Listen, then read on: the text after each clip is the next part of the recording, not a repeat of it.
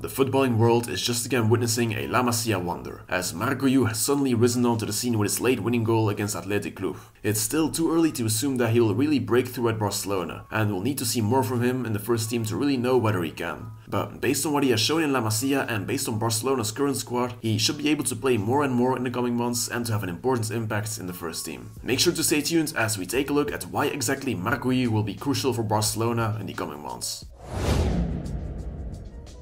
So it's the sad reality that Lewandowski will either be injured sometimes or will just need to rest in the coming months. That means that Barcelona will have to play someone else in that striker position. Up till now, it has seemed like Xavi's plan was to use either Ferran Torres or Joao Felix up there as a false 9. That's not ideal though. Barcelona are at their best with a pure number 9. And why is that? Well, there are multiple reasons. First of all, if you play with a false 9, that player needs to be responsible for both creating the chances and scoring the goals. Take Messi and Guardiola at Barcelona for example. He dropped into midfield to make Barcelona dominate and to help create, but at the same time he would also have that much goal scoring output that the team didn't lack any goals. If you play with a false 9, this needs to be a player who can still score a lot of goals and be the main goal scoring output of the team, despite having to create chances at the same time as well. And in the current Barcelona team, there is just no one like that right now.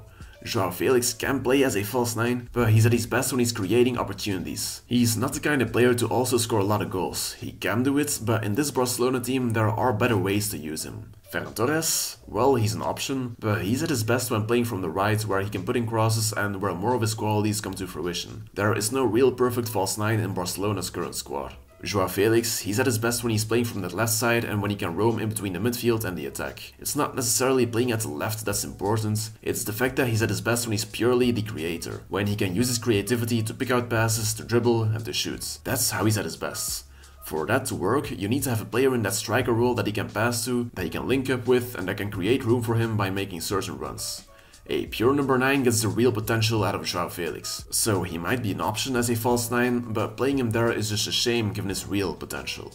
That is why Barcelona ideally play with a pure number 9. The question is, who do you play with then in Lewandowski's absence? Well, as you already know, Marc Guiu.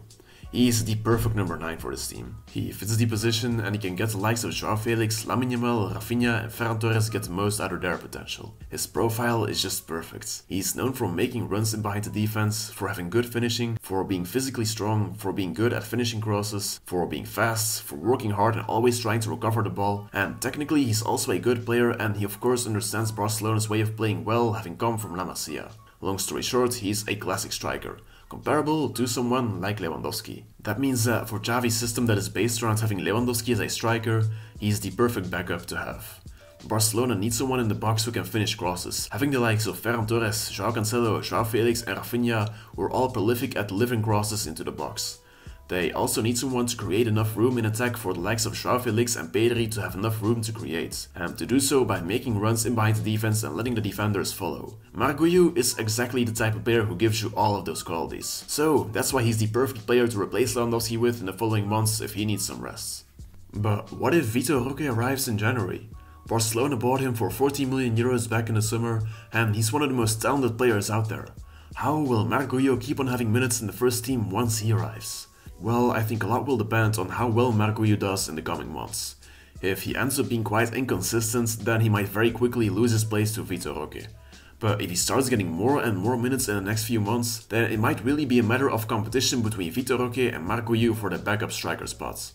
Anyway though, the schedule is very busy this season. There will definitely be some more injuries and there will need to be enough rotation, so I think that both Vitor Roque and Marc Guiu will get enough minutes this season. Compared to Marc Guiu though, Vitor Roque is a little more versatile and he's also played at both wings already for his club Paranaense. So I think it definitely won't be a bad thing that Vitor Roque joins Barcelona in January, and I don't think it'll take away too much game time from Marc Guiu.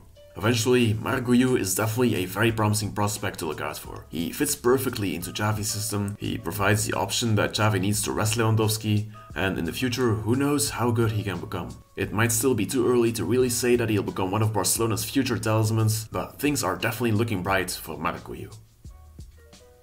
That was it for today's video. Make sure to leave a like and subscribe if you enjoyed it, and feel free to share your own opinion in the comments down below. Força Barça, Força Marc Guiu, and have a good day.